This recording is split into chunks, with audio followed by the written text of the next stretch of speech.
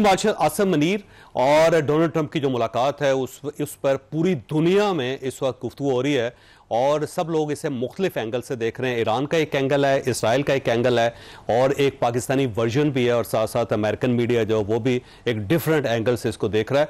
अब सवाल यह है कि इस मुलाकात के नताइज क्या निकल सकते हैं, ईरान के लिए क्या निकलेंगे, पाकिस्तान के लिए, इसराइल के लिए, पूरे खित्ते के लिए, क्योंकि ये मुलाकात बहरहाल इस पूरे खित्ते के लिए इंतहाई अहम है। क्या क्या नताइज निकल सकते हैं वो एक बहुत बड़ा सवाल है और लोग उसके बारे में ज़ाहिर जानना भी चाहते हैं। तो हमारे साथ प्रोग्राम के पहले हिस्से में मुशाहिद हुसैन सैयद साहब हैं। इनकी नज़र है ईरान के ऊपर, इसराइल के ऊपर और अमेरिका के ऊपर। पूरी ज़िंदगी इनकी सहाफ़त में भी गुजरी है और सफारतकारी में भी गुजरी है, साथ सियासत में। शाह साहब बहुत बहुत शुक्रिया आपका।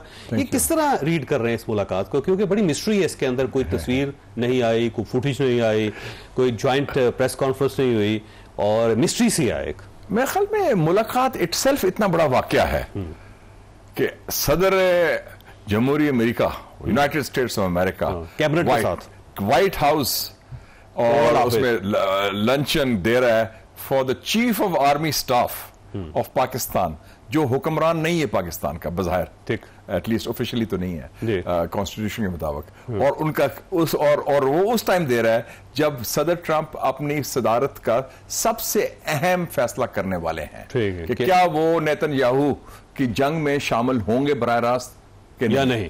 तो ये उस टाइम पर, और पाकिस्तान नेक्स्ट डोर नेबर। तो एक तो मैं समझता हूं कि जो रीडिंग जो है मैं रीड कर रहा हूं कि पाकिस्तान की एक जो कलीदी किरदार है, पाकिस्तान का जो स्ट्रेटेजिक अहमियत है और पाकिस्तान ने जो नया मुकाम हासिल किया है हिंदुस्तान को शिकस्त देने के बाद, खासतौर पे पाकिस्तान की मिलिट्री लीडरशिप ने जिन्होंने डिसाइसिवली लीड किया था।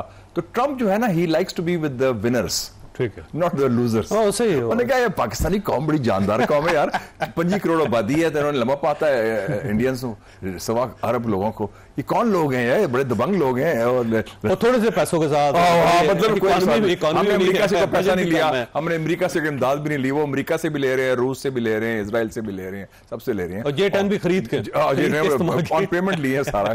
तो ये कौन लोग हैं और कौन सी लीडरशिप है जो बड़ी दिमाग है और बड़ी, और कह दी आ जाओ पुत्रो मैदान अच्छा है, लंबा पा देंगे तो और पा भी दिया खासकर आर्मी। अच्छा, अगर प्रेस कॉन्फ्रेंस ये उसका जो नए जाविये से हमें देख रहा है और हिंदुस्तान को उसने टरखा दिया टेलीफोन कॉल के बाद। मैंने कहा अच्छा जी और फिर क्या हाल है और सुनाओ, वो जो हमारे स्टाइल होता है कि फिर मुलाकात, उसको कोल छोड़ दो, मुलाकात नहीं की, Modi went all the way.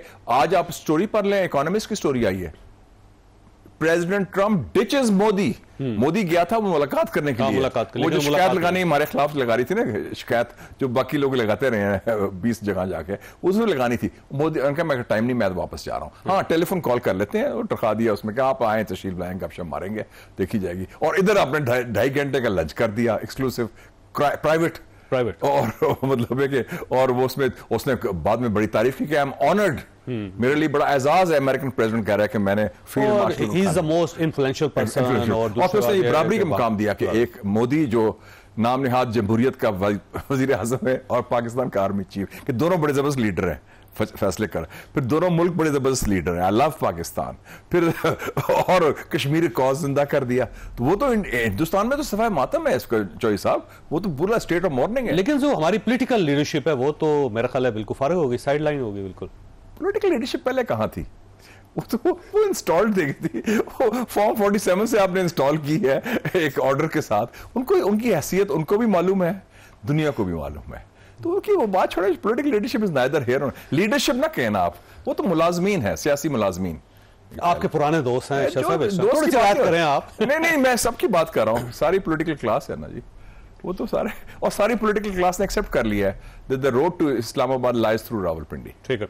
अच्छा सर, ये फरमाइएगा, जो प्रेस टॉक हुई ना डोनाल्ड ट्रंप की, उसके अंदर दो चीज़ों का इजहार किया उन्होंने। एक तो उन्होंने ये कहा कि जो ईरान का इशू है वो जनरल आसिम मुनीर हमसे ज़्यादा, यानी मुझसे ज़्यादा बेहतर समझता है उसको। एक चीज़ जो है ना ये बड़ी इंपॉर्टेंट है। दूसरा उसने कहा कि ही एग्रीड विद मी, कि अब ट्रंप का जो व्यू है वो पूरी दुनिया के सामने है। तो इसको कैसे डिसाइफर करेंगे आप इन दो फिक्रों को? मैं समझता हूं कि पहली बात तो है कि जब मुलाकात से पहले मुझे कुछ दोस्तों ने मीडिया के पूछा था कल, मैंने कहा था 3 आईज विल बी डिस्कस्ड। 3 आई क्या है? ईरान, इजराइल, इंडिया, ये फोकस होगा। ठीक। कुछ लोगों ने कहा कि शायद नहीं होगा, वो इंडिया का होगा, पहले मीटिंग सेट हुई। मैं कहा नहीं, this is the key thing. उसमें देखे ना, बेसिकली मैंने ये भी कहा था कि वो general field marshal Asim Munir से ब्रीफिंग लेगा। आप बताएं, तुम जानते हो वो पंजाबी साहब खुला डुला स्टाइल है, थापड़ी मारने वाला, होरफे की हाल है और सुनाओ। उन्होंने कहा कि आप बताएं कि क्या होगा, ईरान में क्या कैपेसिटी है लड़ने की, क्या ईरानियों को आप जानते हैं, क्या हमें भी करना चाहिए, वो पूछा होगा उससे जरूर, what should be my policy also, मैं हम कूदें या ना कूदें। और मैं जनरल आसिम मुनीर ने बड़ा अच्छा बयान दिया एक दिन पहले, उन्होंने कहा कि जी ये हम मजम्मत करते हैं जहारियत का, हम ईरान के साथ हैं और हम चाहते हैं अमेरिका वही किरदार अदा करे जंगबंदी का जो उन्होंने किया था, जो इंडिया और पाकिस्तान। हाँ, तो एग्रीड विद मी का मैं जो इंटरप्रिटेशन है दो उसकी है, एक Iran should not have the nuclear bomb, ठीक, वो ईरान खुद भी कह चुका है, ठीक, उसमें कंसेंसस है ईरान के अंदर भी और दुनिया में भी, तो उसमें उसने एग्री किया। और दूसरा उसने जो कहा है, एग्रीड का मतलब है कि वो चाहते हैं कि सेटलमेंट हो, डील हो जाए। अमेरिका बार बार कह रहा है सेटलमेंट, दो चीजें कह रहे हैं ना, एक तो ना बम ना बनाए और डील हो जाए, डील कह ले, सेटलमेंट कह ले, तस्वीर कह ले, जो भी कह ले, तो उस हवाले से उसने कहा ही एग्रीड।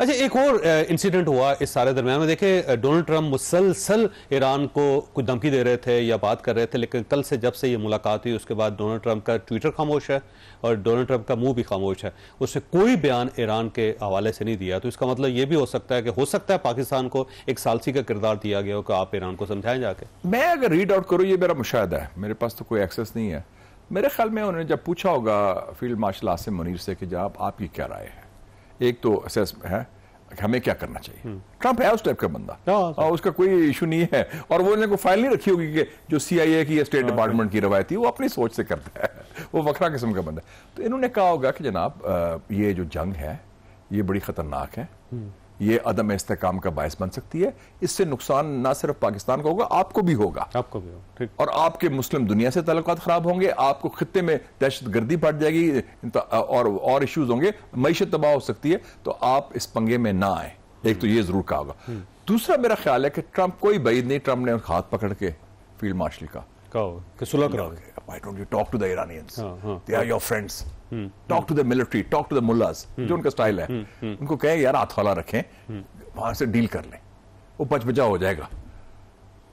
मेरे ख्याल में ये बात उन्होंने इनफॉर्मली, मुझे भी ये लगता है चांस इसी की ये मेरे मुशाहिदा ख्याल है। ये क्या है, देखो ना, इतनी, वरना तो 1 घंटे का लंच था, वो 2.5 घंटे तक कैसे पहुंच गया, इसमें बड़ी तफसीली डिस्कशन हुई है। और उसमें कौन बैठा हुआ था, कुछ लोग एक कह रहे हैं कि अलग मुलाकात भी हुई है, नहीं, स्टीव विटकॉफ जो मेन नुमाइंदा है उसका ईरान के लिए, वो बैठा हुआ था। इसका मतलब बड़ी स्पेसिफिक बारीकी के साथ बात हुई है, और ISPR का स्टेटमेंट भी देख लें, it was discussed in detail the Iran issue.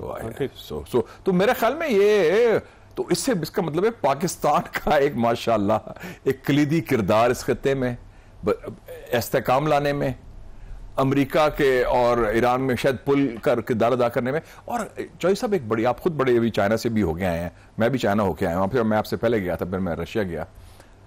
Pakistan की यूनिक पोजीशन है इस वक्त, नोट कर लें, बैक वक्त हमारे ताल्लुकात बिग 3 चाइना, US, रशिया और ईरान के साथ बैक वक्त बहुत अच्छे हैं, बहुत अच्छे, कि तेहरान हो, वाशिंगटन हो, बीजिंग हो, मॉस्को हो, उनको हम, वो हमसे बात भी करते हैं और हमसे एहतराम और इज्जत का रिश्ता है। और बड़े अरसे बाद पाकिस्तान को ये बड़े, मैं कहता हूं पहली दफा शायद हुआ है कई 40-50 साल के बाद।